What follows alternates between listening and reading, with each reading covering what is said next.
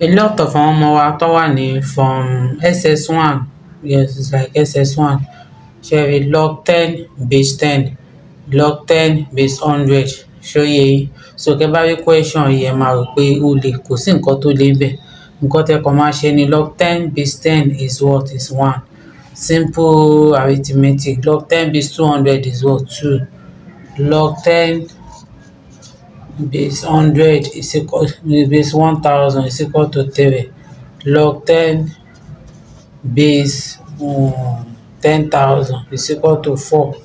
Kí ni reason tó fi ń jẹ́ 1, 2, 3? Òun ni 0 yìí. 0 ẹ̀yọ̀kan ló wà bí kọ̀ọ̀kan 1. 0 méjì. Kọ́ bá wá fún ẹ ní question báyìí. Log 10 mi mọ̀ ṣáà rí bẹ́ẹ̀. Ẹ jẹ́ n gbé wálé. Log 10 base 100 plus log 10 base 100.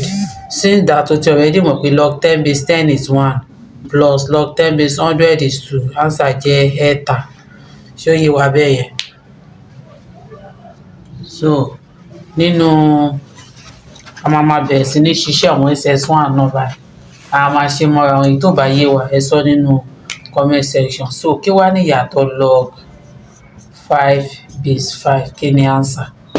Ẹ tẹ̀lé mi nínú comment section ká jọ solve níbẹ̀. Ẹ ṣé.